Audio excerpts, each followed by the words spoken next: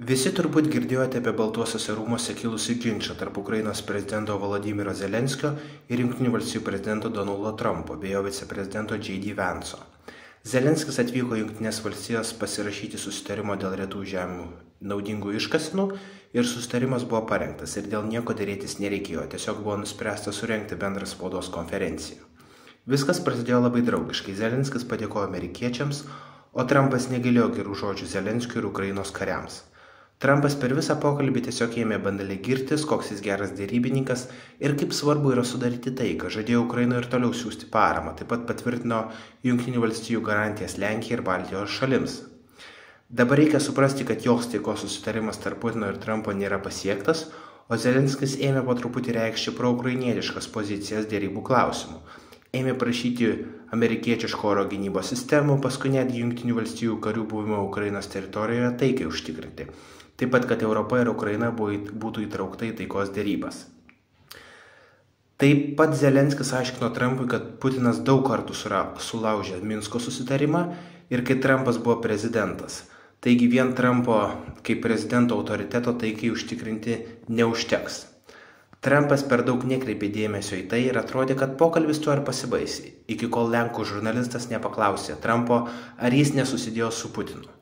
Tada pokalbis tarsi visai persimainė. Trumpas ėmė sakyti, kad susidėjo su abiem iš jų, nes to reikia, kad būtų užtikrinta taika. Ir tada jis ėmė kritikuoti Zelenskį, kad pastarasis nekenčia Putino.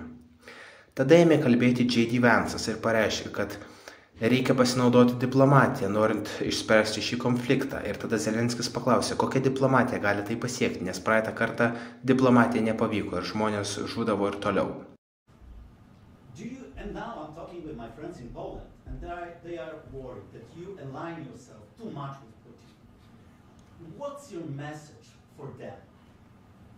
Well, if I didn't align myself with both of them, you'd never have a deal.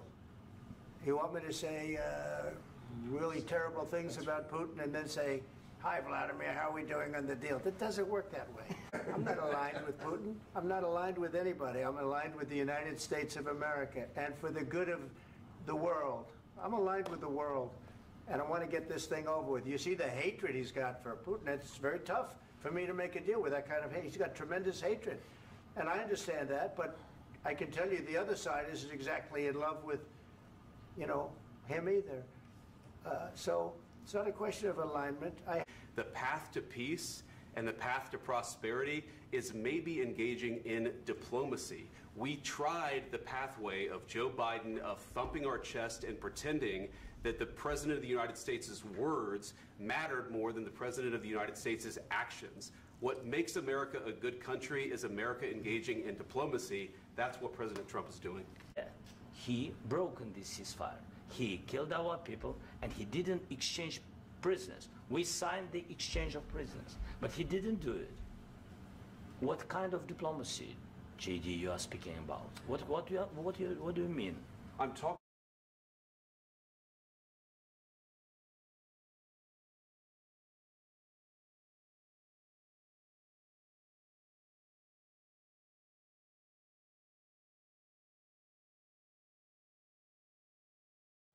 Tada Vance'as su Trumpu tiesiog ėmė pulti Zelenskį, sakyti, kad jis nenori taikos ir nerodo pagarbos ir ėmė pertraukinėti jį ir kitaip su juo blogai elgtis.